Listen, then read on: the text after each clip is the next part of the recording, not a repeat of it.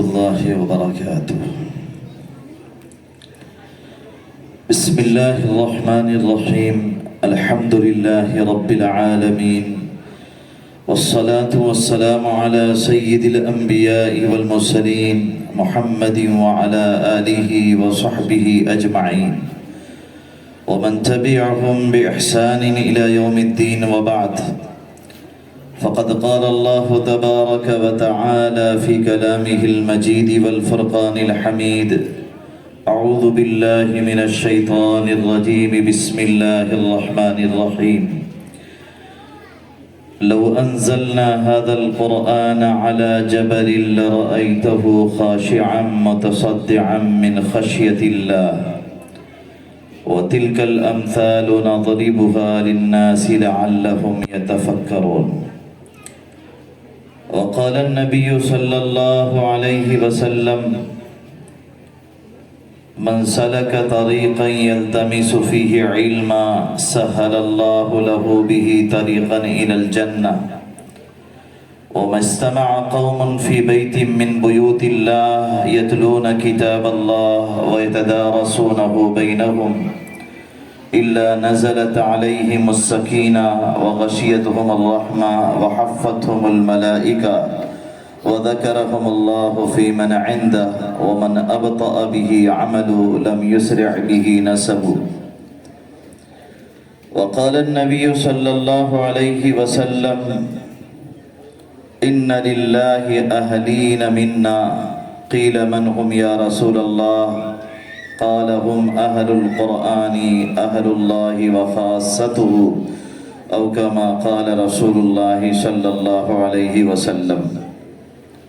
حضرت صدر محترم، حضرات علماء کرام، معزز سامعین، پردہ نشین ماؤں اور بہنوں اور عزیز طالبات،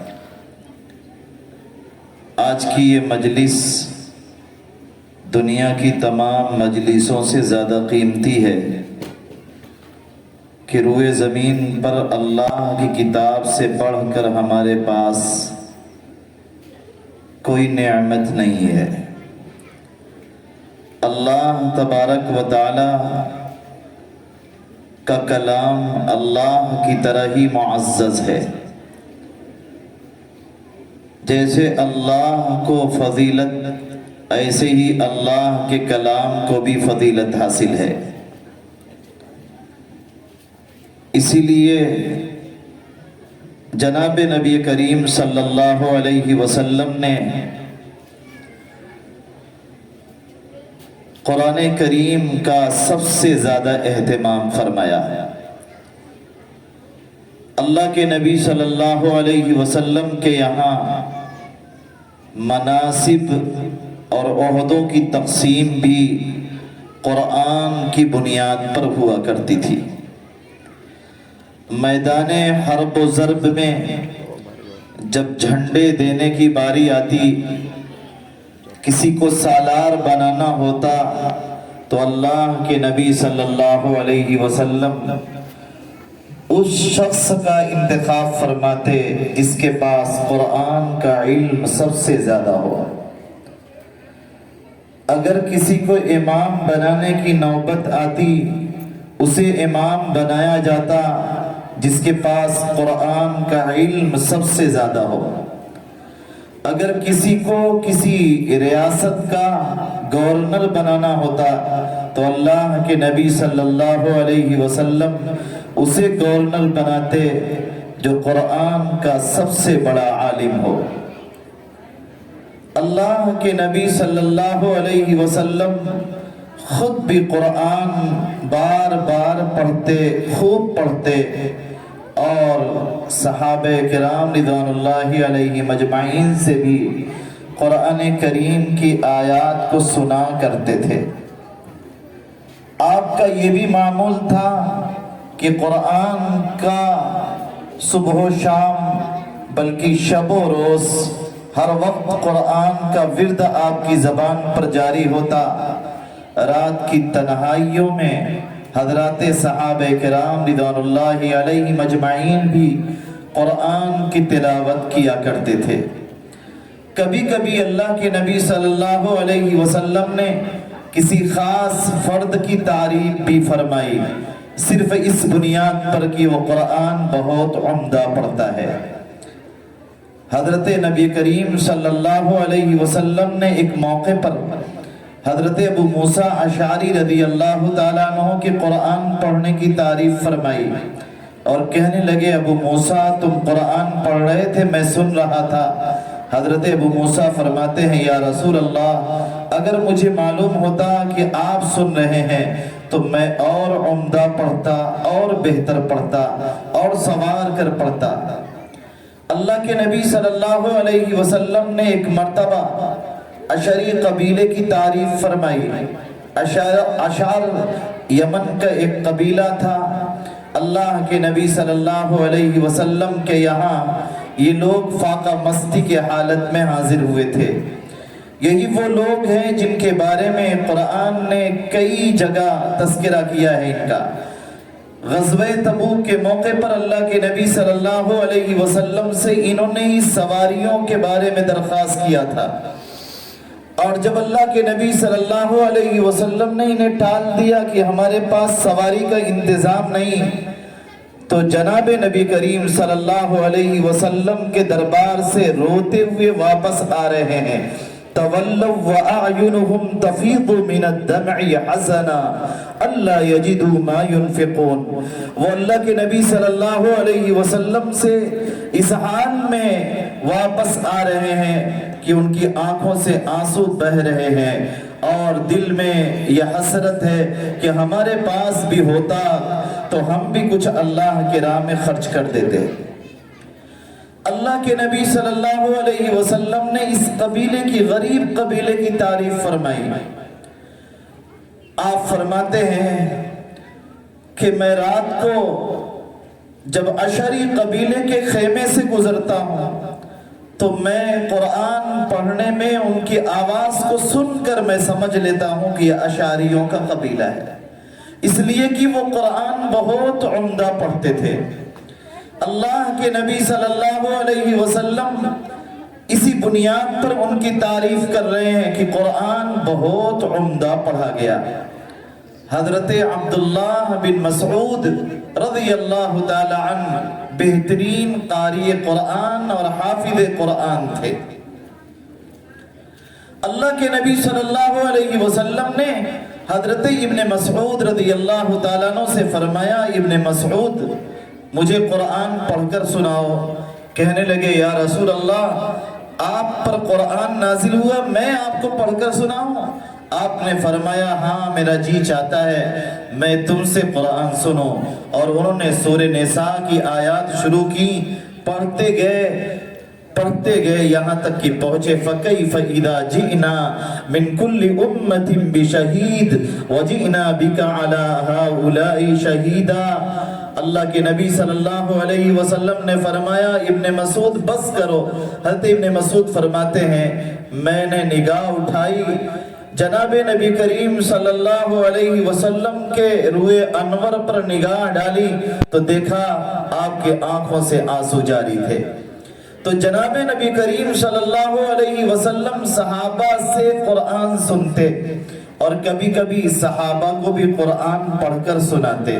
حضرت ابی بن کعب رضی اللہ تعالیٰ عنہ، جن کو اقرأ الامہ کہا جاتا ہے، اللہ کے نبی صلی اللہ علیہ وسلم نے حضرت ابی بن کعب رضی اللہ تعالیٰ عنہ سے فرمایا کہ اللہ تعالیٰ نے مجھے حکم دیا ہے کہ میں تمہیں قرآن پڑھ کر سناؤں۔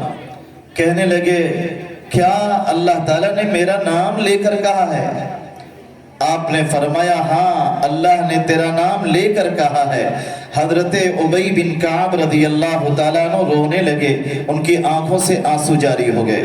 تو قرآن وہ کتاب ہے جو بندے کو دنیا سے عرش تک پہنچا دیا کرتی ہے، اللہ تبارک و تعالیٰ سے براہ راست رشتہ جوڑ دیا کرتی ہے۔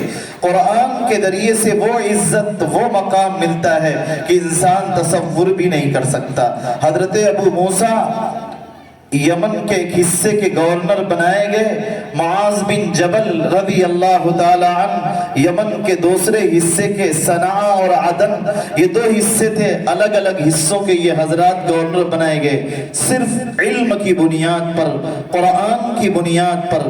اللہ تبارک و تعالیٰ کی کتاب وہ ہے کہ دنیا کی کوئی کتاب اس کا مقابلہ نہیں کر سکتی، اور من وعن وہ یہ کتاب محفوظ ہے۔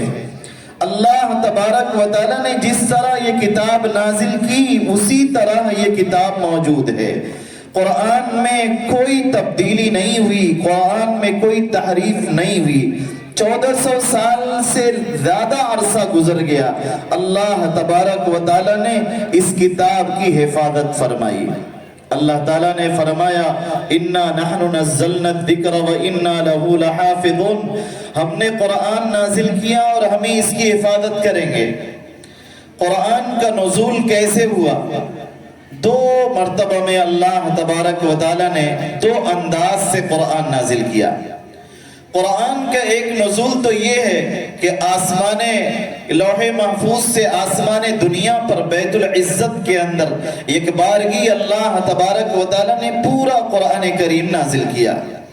اسی کو کہا جاتا ہے کہ قرآن شب قدر میں نازل ہوا، اور اس کو اللہ تبارک و تعالیٰ نے قرآن کریم میں کئی جگہ بیان کیا۔ اِنَّا أَنزَلْنَاهُ فِي لَيْلَةِ الْقَدْرِ، ہم نے قرآن کریم کو شب قدر میں نازل کیا۔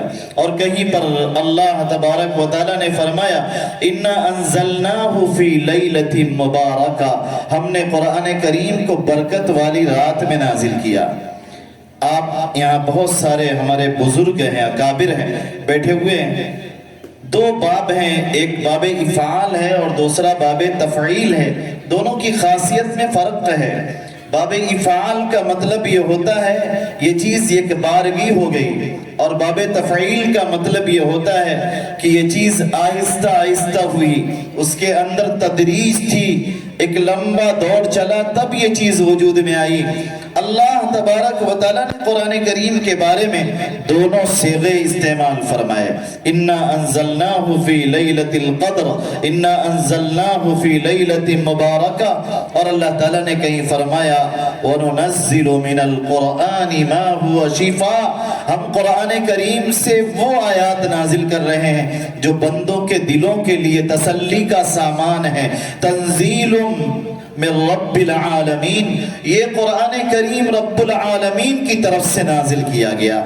آپ کبھی سفر میں ہیں، کبھی حضر میں، کبھی مکہ میں، کبھی مدینہ میں، اور کبھی طائف میں، جگہ جگہ جناب نبی کریم صلی اللہ علیہ وسلم کا آنا جانا ہے۔ قرآن بھی اللہ کے نبی صلی اللہ علیہ وسلم پر ہر آن اتر رہا ہے۔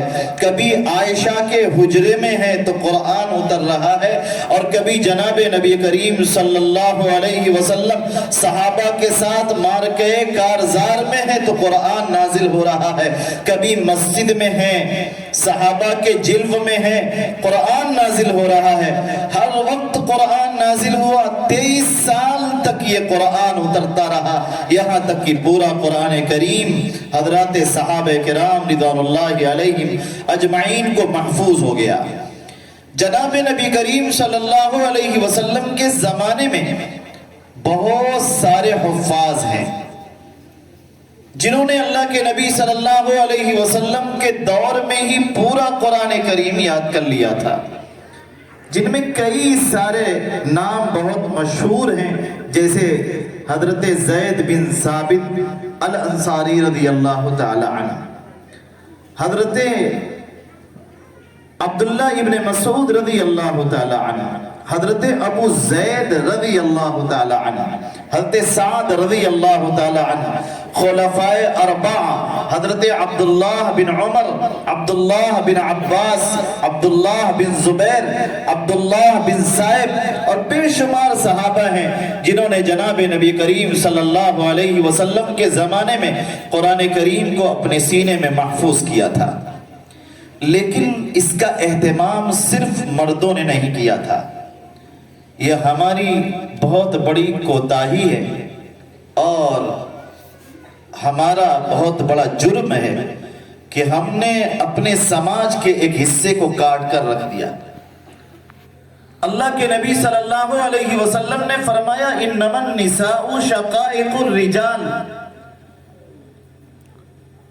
کہ مرد بھی، عورتیں بھی مرد کی طرح ہیں، مردوں کی نظیر ہیں، کوئی فرق نہیں ہے۔ اور اللہ تعالیٰ نے فرمایا للرجال نصیب مما اکتسبوا وللنساء نصیب مما اکتسبن، مردوں کے لیے ان کی کمائی کا حصہ ہے اور عورتوں کے لیے ان کی کمائی کا حصہ ہے۔ حصول علم میں جناب نبی کریم صلی اللہ علیہ وسلم کے یہاں اگر مرد سبقت لے جا رہے تھے تو عورتیں بھی ان کے شانہ بشانہ تھی۔ حصول علم میں خواتین اسلام مردوں سے پیچھے نہیں تھی۔ اولین صحابہ جنہوں نے قرآن کریم کو سب سے پہلے یاد کیا، انہی میں آپ کو چند صحابیات کے نام بھی ملیں گے کہ انہوں نے سب سے پہلے قرآن کریم کے حفظ کی تکمیل کیا ہے۔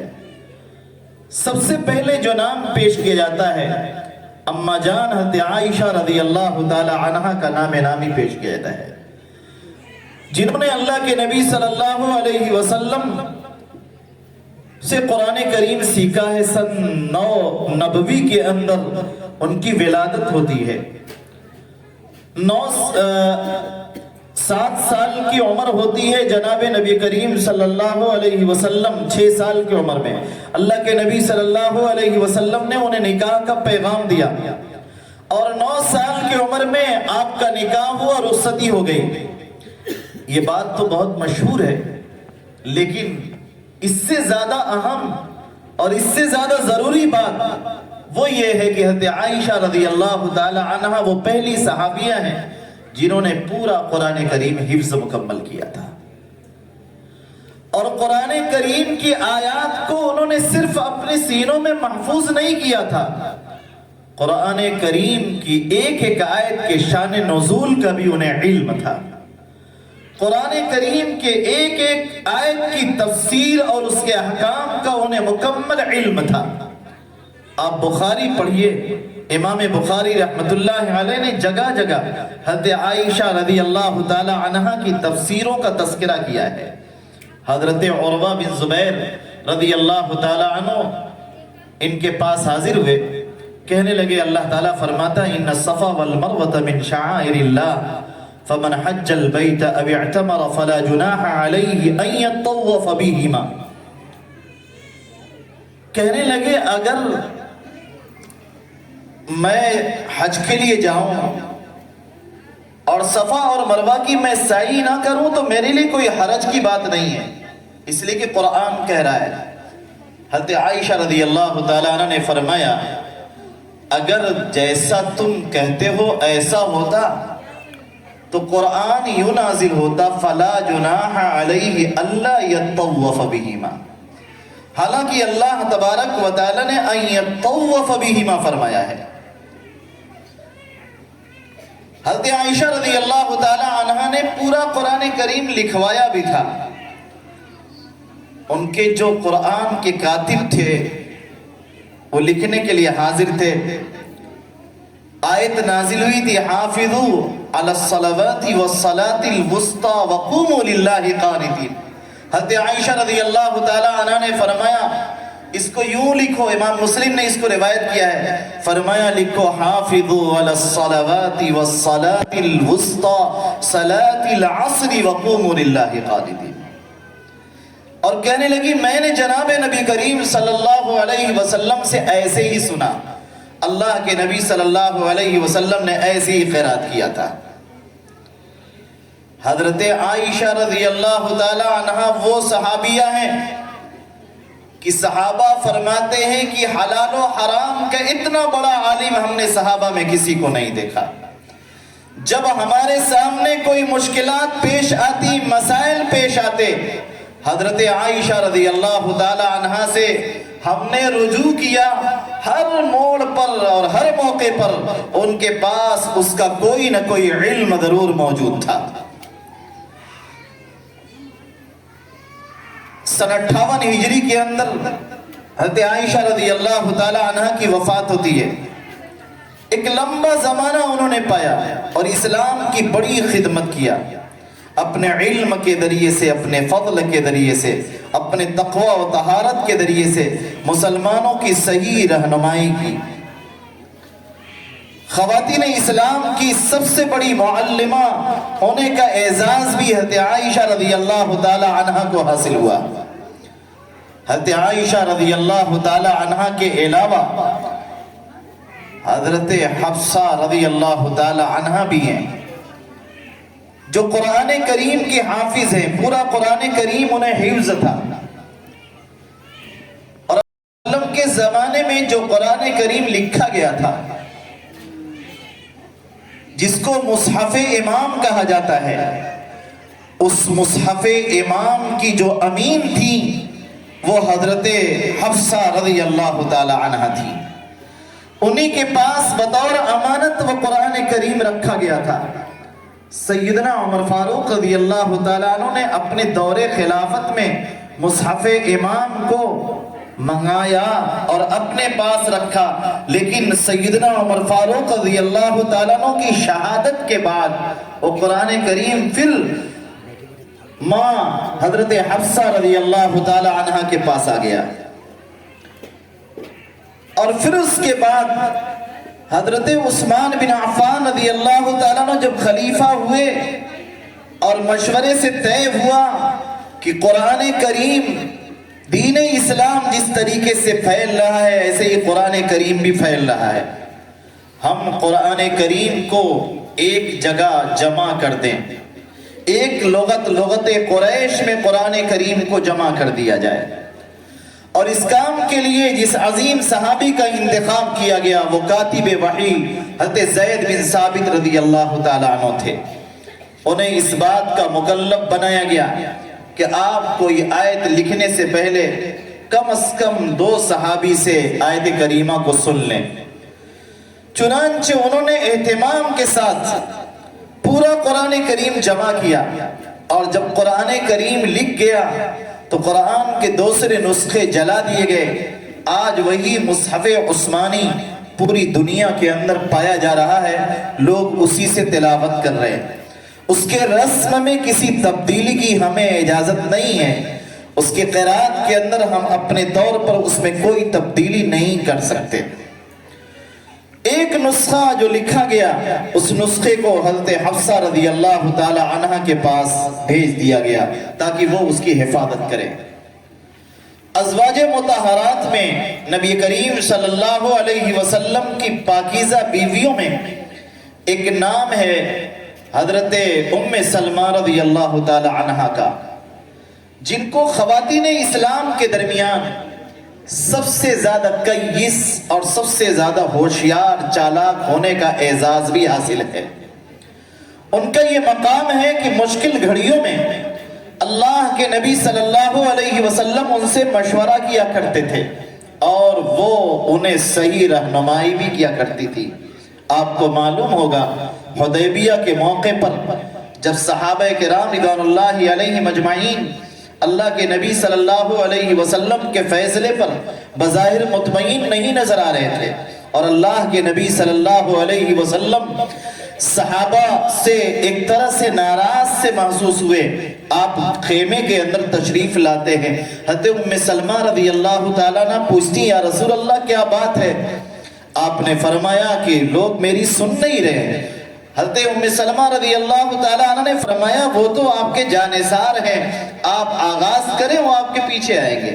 چنانچہ اللہ کے نبی صلی اللہ علیہ وسلم سب سے پہلے حلال ہوتے ہیں اور آپ کو دیکھا دیکھی دوسرے صحابہ بھی فوراً حلال ہوئے۔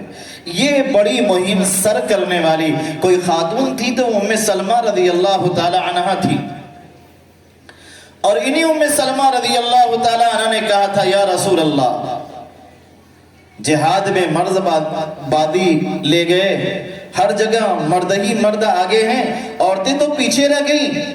اسی موقع پر اللہ تبارک و تعالیٰ نے آیت کریمہ نازل فرمائی تھی لِلرِّجَالِ نَصِيبٌ مِّمَّا اكْتَسَبُوا وَلِلنِّسَاءِ نَصِيبٌ مِّمَّا اكْتَسَبْنَ وَاسْأَلُوا اللَّهَ مِن فَضْلِهِ۔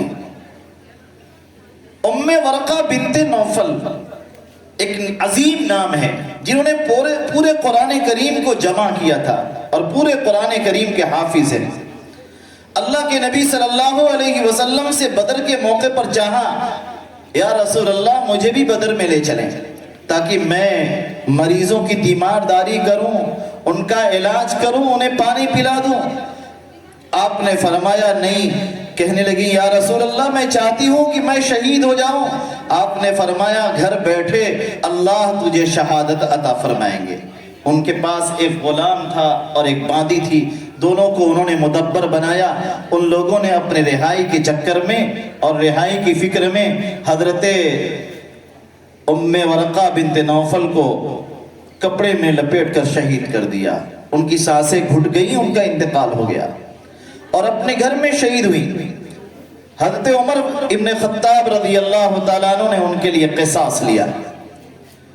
تو اللہ تبارک و تعالیٰ نے خواتین اسلام کے ذریعے سے علم کی اشاعت کیا ہے، دین کی اشاعت کیا ہے۔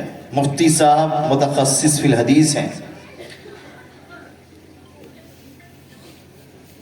دو لفظ استعمال کیا جاتا ہے، دو اصطلاح محدثین کے یہاں۔ ایک اصطلاح ہے مقلین فی الحدیث اور ایک اصطلاح ہے مکثرین فی الحدیث۔ وہ صحابہ جن کے پاس احادیث کی تعداد بہت زیادہ ہو ان کو مکثرین فی الحدیث میں شمار کیا جاتا ہے۔ حضرت عائشہ رضی اللہ تعالی عنہا سے 299 صحابہ اور تابعین نے روایت نقل کیا ہے۔ 299 صحابہ اور تابعین نے حضرت عائشہ رضی اللہ تعالی عنہ سے احادیث کی تخریج کیا ہے، روایت کیا ہے، اور ان کے احادیث کی تعداد 2100 بیان کی جاتی ہے۔ ہماری ماؤں نے علم دین کی بڑی خدمت کیا ہے اور ان کی خدمات کے ثمرے میں یہ دین ہم تک پہنچا ہے۔ مفتی صاحب کا یہ کمال ہے کہ اللہ تبارک و تعالیٰ نے ان کے ذریعے سے بڑا کام لیا۔ میرے رفیق درس ہے، کس نے سوچا تھا کہ اللہ کس سے کیا کام لیں گے؟ جب انہوں نے شروع میں انگلش میڈیم اسکول شروع کیا تو مجھے بڑی حیرانی ہوئی۔ تصورات کی دنیا میں کھویا ہوا اور سوچتا رہتا تھا۔ مفتی صاحب کوئی معمولی انسان نہیں تھے، دارالعلوم کے لائق فائق فرزند تھے، ہزاروں طلبہ کے درمیان ایک امتیازی شان کے حامل تھے، کتابوں پر اچھی دسترس تھی، اچھا علم تھا، گہرا مطالعہ تھا، قلم پختہ اور مضبوط تھا، عربی اور اردو کے یکساں طور پر بلکہ فارسی کے بھی بڑے ماہر تھے، اچھے قلمکار، اچھی تقریر کرنے والے، اچھا بیان کرنے والے، لوگوں میں دین کی بہتر خدمت کر سکتے تھے اور بڑا سے بڑا مدرسہ بنا سکتے تھے۔ جب انہوں نے ایک اسکول قائم کیا تو مجھے بڑا عجیب لگا اور میں ان کے فیصلے پر بظاہر راضی نہیں تھا، لیکن آہستہ آہستہ جب ان کی کارگزاریاں میرے سامنے آئی تو میں حیرانیوں میں ڈوب گیا۔ اے اللہ تبارک و تعالی، کتنا اونچا کام اور کتنا اونچا فکر جو ہے مفتی صاحب کے ذہن میں اللہ نے پیوست کیا تھا۔ یہ الہام ربانی کہا جائے گا، اللہ تبارک و تعالیٰ کا الہام تھا۔ آج جب ارتداد کا دور ہے، ہماری بچیاں ارتداد کے دہانے پر ہیں، غیر جو کبھی ان کا چہرہ بھی نہیں دیکھ پاتے تھے بلکہ ان کے اندر کے لباس بھی نہیں دیکھ پاتے تھے۔ ہماری مائیں اور بہنیں جو گھر کی چہار دیواری کے اندر رہا کرتی تھی، کسی کی مجال نہیں تھی کہ ان سے گفتگو کر لے، ایک لفظ کا ان سے تکلم کر لے، لیکن آج وہ دن ہے کہ سرے بازار پھر رہی ہیں اور ہر طرف رسوائی اور ذلت کا ہمیں سامنا ہے۔ اسکولوں میں، کالجوں میں اور یونیورسٹیز میں کیا صورتحال ہے وہ آپ پر مخفی نہیں، اخبار آپ مجھ سے زیادہ پڑھتے ہوں گے۔ بے شمار واقعات اسی اعظم گڑھ ضلع کے اندر پیش آ رہے ہیں۔ وہ کون سا قصبہ ہے اور کون سا گاؤں ہے اور کون سا محلہ ہے جو محفوظ رہا ہو؟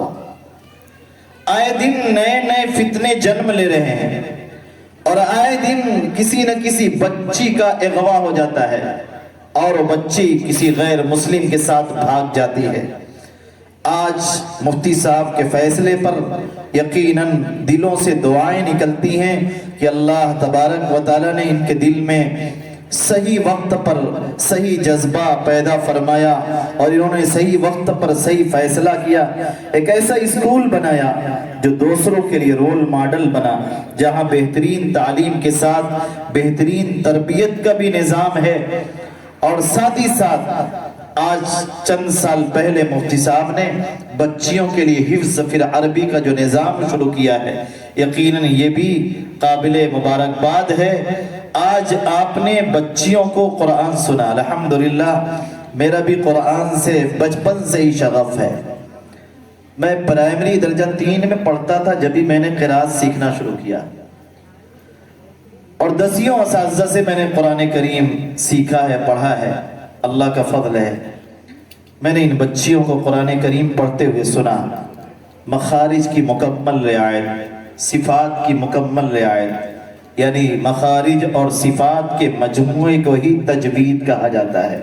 تجوید کی مکمل رعایت کے ساتھ ان بچیوں نے قرآن کریم کو پڑھا،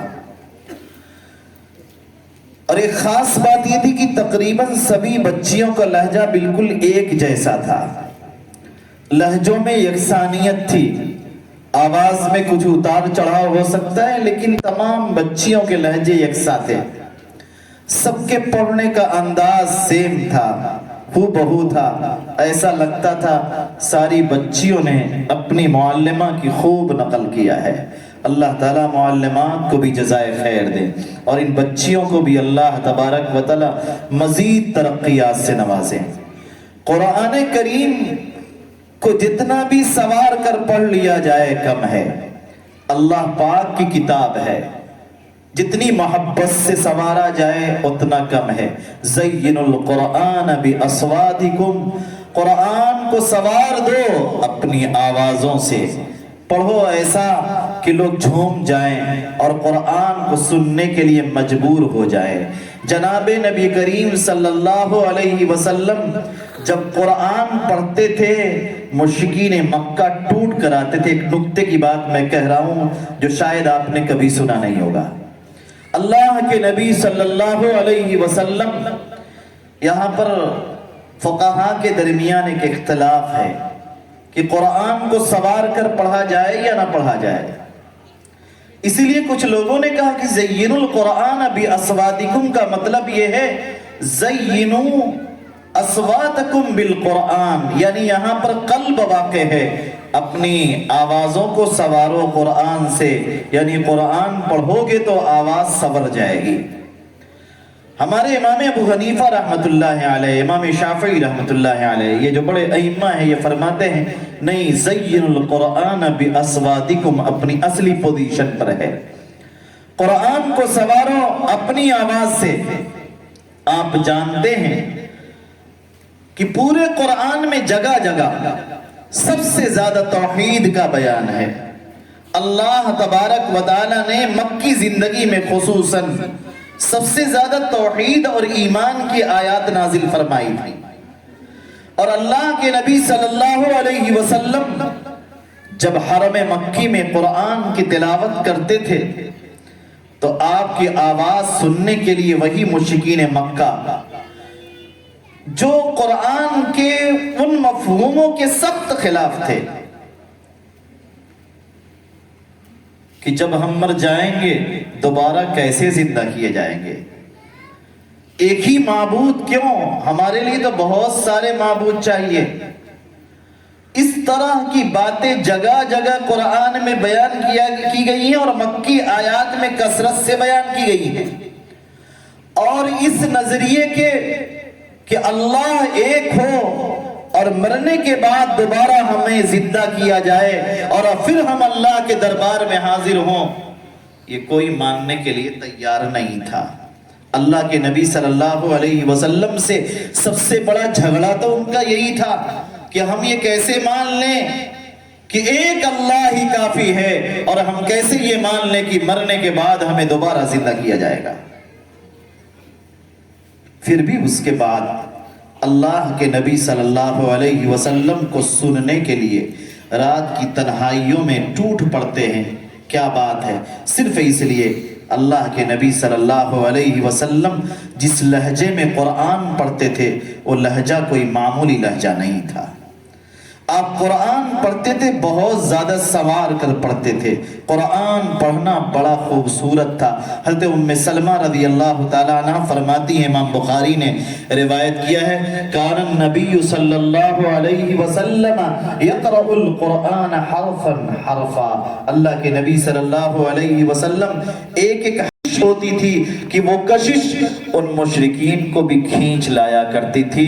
اور یہ قرآن کریم صرف انسانوں کے لیے نازل نہیں ہوا، اللہ تعالیٰ نے اس کتاب کو جنوں کے لیے بھی نازل فرمایا. انا سمعنا قرآنا عجبا. جنہوں نے اللہ کے نبی صلی اللہ علیہ وسلم کو مقام نخل کے اندر جب طائف سے آپ پٹے پٹائے لوٹ کر آ رہے تھے، اس حال میں کہ لہو لہان تھے، وہاں مقام نخل میں اللہ کے نبی صلی اللہ علیہ وسلم قرآن کریم کی تلاوت کر رہے تھے. جنہوں نے آپ کو سنا تو ایک دم مدہوش ہو گئے، اللہ کے نبی صلی اللہ علیہ وسلم پر فریفتہ ہو گئے، آپ پر وہ ایمان لے آئے صرف قرآن کی آیات کو سن کر. انہوں نے نبی کو پہلی مرتبہ دیکھا تھا، قرآن کی آیات جیسے ہی ان کے سینوں پر پڑھی، ان کے کانوں میں پڑھی، قرآن کریم کو انہوں نے اپنا لیا اور ہمیشہ ہمیش کے لیے قرآن کے بن گئے، نبی کے بن گئے. اللہ تبارک و تعالیٰ نے یہ کتاب مقدس پڑھنے کا آپ کو سلیقہ عطا فرمایا. یہ اللہ کا بہت بڑا فضل ہے اور یہ درسگاہ بہترین درسگاہ ہے. یہاں کے لوگ مخلص لوگ ہیں، اللہ تعالیٰ ان سے بڑا کام لے رہے ہیں. ہمیں چاہیے جتنا ہو سکے اس درسگاہ کا خوب تعاون کریں اور اللہ تبارک و تعالیٰ کا ایک نظام جو دنیا میں اپنے نیک بندوں کے ذریعے سے چل رہا ہے، اس نظام کو مکمل سپورٹ دیں اور مکمل تعاون کریں کہ یہاں پر قرآن کی حفاظت ہوگی، حدیث کی حفاظت ہوگی، جناب نبی کریم صلی اللہ علیہ وسلم کے ارشادات، آپ کے سنن، آپ کے اطوار کی حفاظت ہوگی. اس لیے ایسی جگہوں پر اپنے مال کو صرف کرنا یقیناً بہت بڑی سعادت کی بات ہے. ہم بڑے خوش نصیب ہیں، ایک ایسے ضلع میں رہتے ہیں جس ضلع کے مسلمان بڑے غیور، بڑے غیرت مند اور بڑے حوصلہ بخش ہیں. اللہ تعالیٰ نے خیر کی جگہوں پر انہیں خرچ کرنے کا خوب جذبہ عطا فرمایا ہے.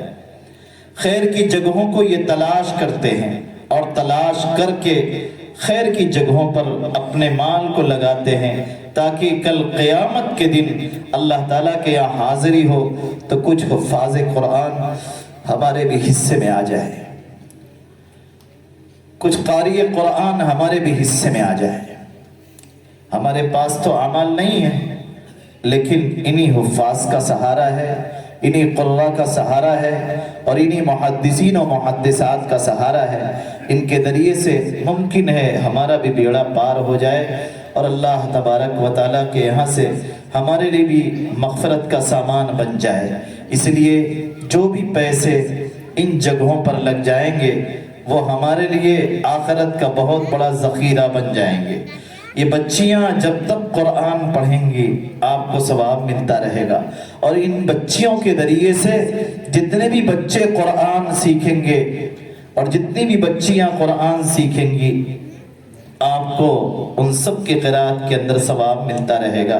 اس لیے یہ صدقہ جاریہ ہے. اذا مات ابن آدم انقطع عنہ عملہ الا من ثلاث، کہ جب انسان مر جاتا ہے اس کے سارے اعمال منقطع ہو جاتے ہیں لیکن تین چیزیں ہیں کہ مرنے کے بعد بھی اس کا فائدہ ملتا ہے. فرمایا علم ينتفع به، علم چھوڑ کر گیا جس سے لوگ نفع اٹھا رہے ہیں تو اس کا فائدہ ہمیشہ ملتا رہے گا.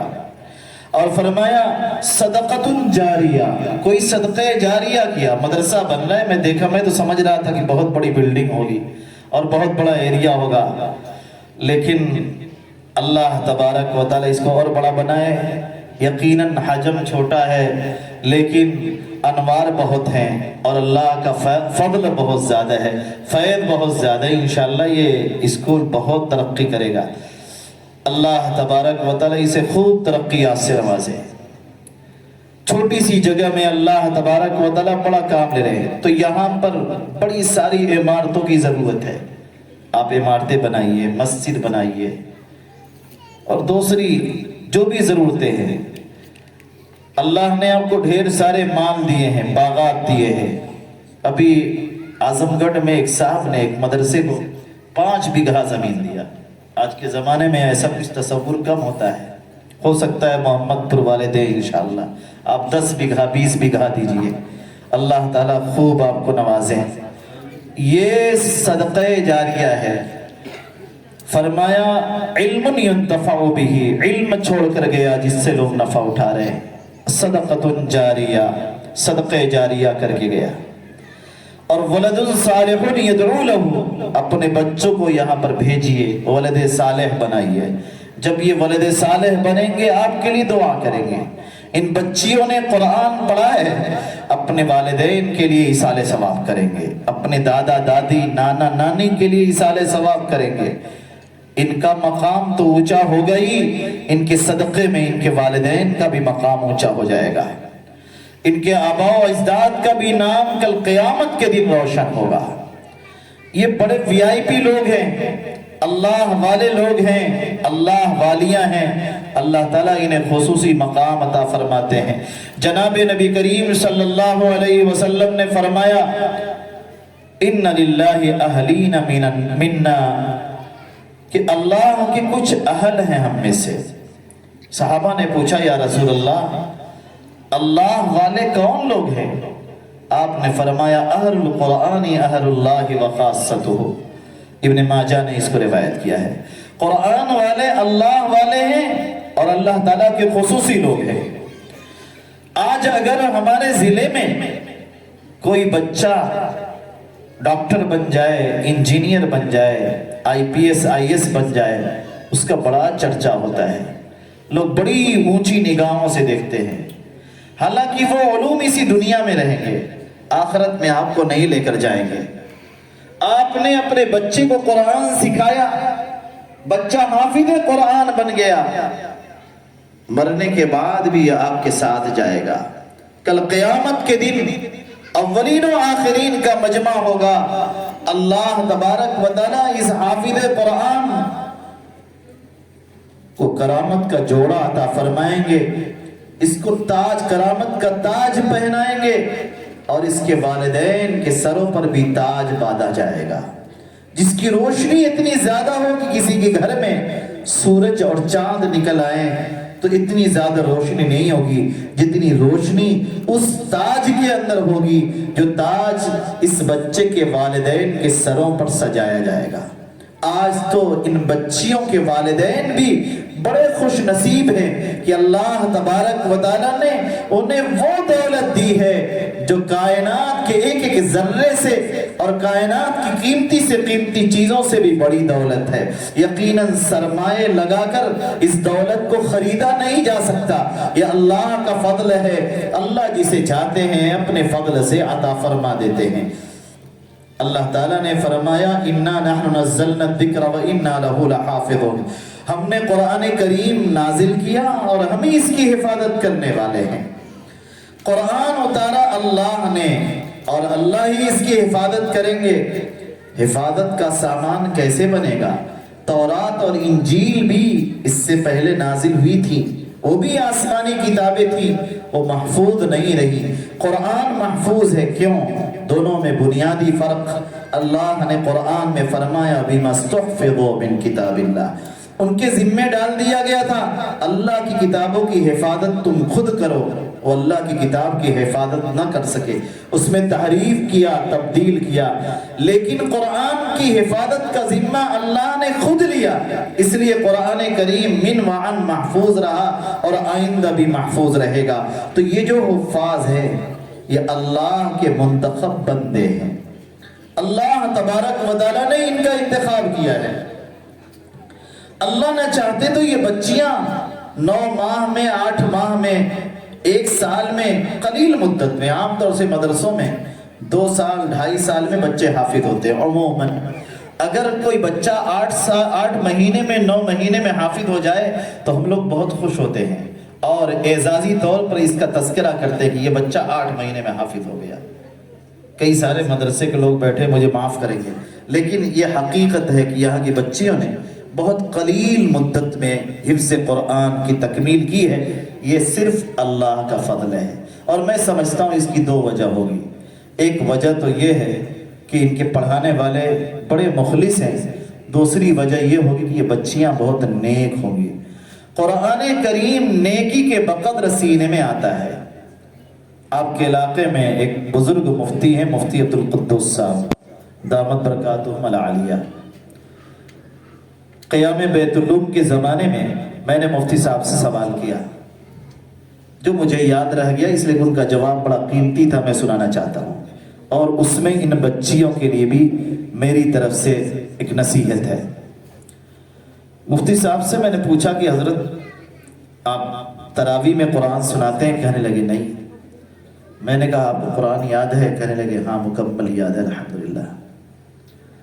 میں نے پوچھا مفتی صاحب عموماً جن لوگوں نے تراویح میں قرآن پڑھنا چھوڑ دیا انہیں قرآن بھول جاتا ہے، اور ایک زمانے سے آپ نے تراویح میں قرآن نہیں سنایا، آج بھی قرآن آپ کو یاد ہے، اس کے پیچھے راز کیا ہے؟ تو مفتی صاحب نے بڑی عمدہ بات فرمایا دیکھو راز یہ ہے کہ میں تہجد میں ہمیشہ قرآن کی تلاوت کرتا ہوں، اور دوسرا راز یہ ہے کہ گناہ نہیں کرتا۔ اگر آپ تہجد میں قرآن کریم پڑھیں گی تو یہ قرآن انشاءاللہ کبھی نہیں بھولے گا، اس لیے تہجد میں پڑھنے کا اہتمام کرنا چاہیے۔ اور دوسری چیز جس سے قرآن کریم بھاگتا ہے تیزی سے وہ ہے گناہ، فسق و فجور۔ اللہ تعالی ہم سب کو معاف فرمائے، فسق و فجور سے اپنے آپ کو بچائیے، پوری زندگی فسق و فجور سے اجتناب کیجیے، اپنے آپ کو بچائیے، یہ قرآن کریم کبھی بھولے گا نہیں۔